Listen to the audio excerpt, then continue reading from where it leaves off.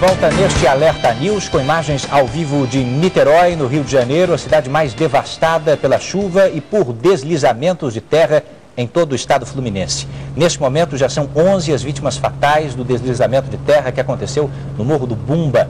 Pelo menos 50 residências estavam aí nessa região de encosta e vieram abaixo quando o terreno cedeu.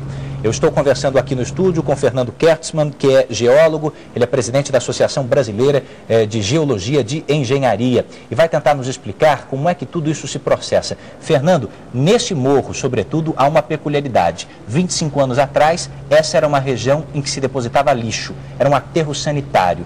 Isso pode ter ajudado no processo de deslizamento, inclusive algumas autoridades chegaram a falar sobre o cheiro de gás butano nessa região, que poderia ter causado até uma explosão, provocando a queda de terra. Como é que o senhor interpreta esses dados? Claro que são preliminares. Olha, Eduardo, na verdade essa área não era nem um aterro sanitário, ela era um lixão. Lixão mesmo, quer dizer, aterro é quando tem algum tipo de tratamento. Aterro você trata a superfície, trata em cima, cobre, não permite que as pessoas entrem, não tenha bicho. Entendeu? Então isso era um lixão, provavelmente clandestino até, que ficava então num fundo de vale e tem a encosta em cima. Pelas imagens que a gente tem visto na televisão, eu não conheço o lugar pessoalmente, mas a gente vê que tem uma encosta muito inclinada em cima dele, onde houve então provavelmente um escorregamento, acumulou muita água e tudo isso desceu.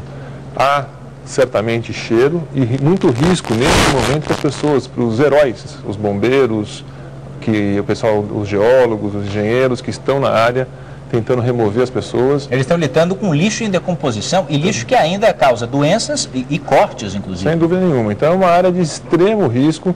É uma loucura você ter gente morando nessas condições.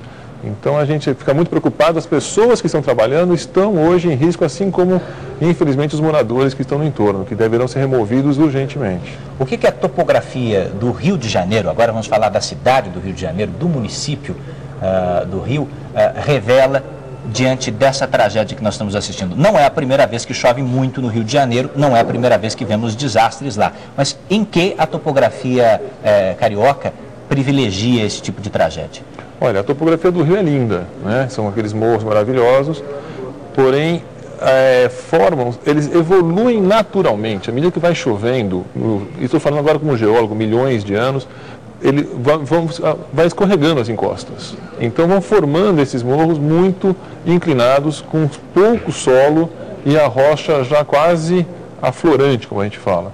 Isso ocorre no Rio, ocorre em toda a costa atlântica brasileira, em Santos, em São Paulo, em Caraguatatuba, onde já tiveram vários eventos catastróficos como esse. E sobe até Petrópolis, Teresópolis.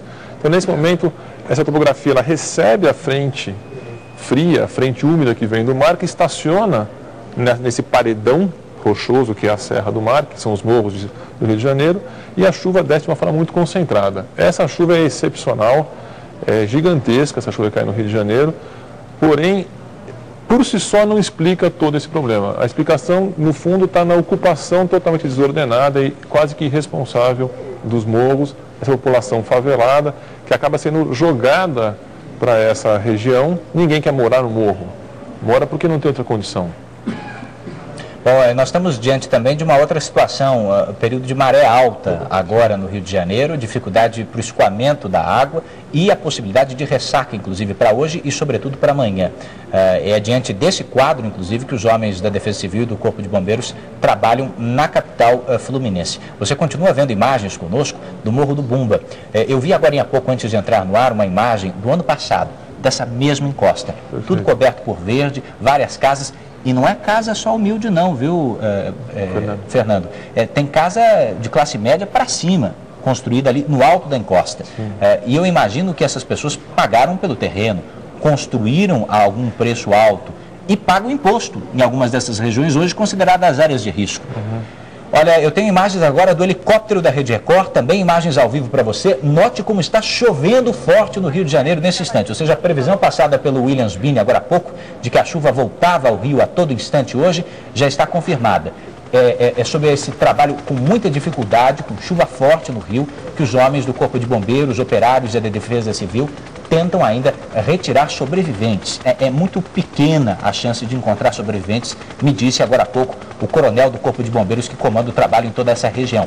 Entretanto, o trabalho incessante é para buscar vidas, é para salvar vidas. Você vê essa retroescavadeira, são 3 só nessa região da encosta, tentando retirar entulho, e à medida que a retroescavadeira para é porque alguma coisa foi encontrada, daí entra o trabalho humano, às vezes com as próprias mãos, por isso o trabalho heróico que o Fernando citou, porque isso é um lixão, né? Depósito desordenado de lixo, e é diante dessa realidade que nós vamos trabalhando. Eu tenho uma outra informação aqui, que é a seguinte: a delegada Juliana Emerick, a delegada da Delegacia de Proteção ao Meio Ambiente do Rio de Janeiro, abriu um inquérito agora há pouco para investigar esse deslizamento no Morro do Bumba, em Niterói. O que ela quer saber, você pergunta? Ela quer saber se o deslizamento foi causado por questões naturais ou se houve omissão humana. Quer dizer, os representantes da Prefeitura de Niterói, do Instituto Nacional do Meio Ambiente e da Secretaria Municipal de Obras serão intimados a depor. Resta alguma dúvida para o senhor, Fernando, com a sua experiência, de que trata-se também de omissão humana?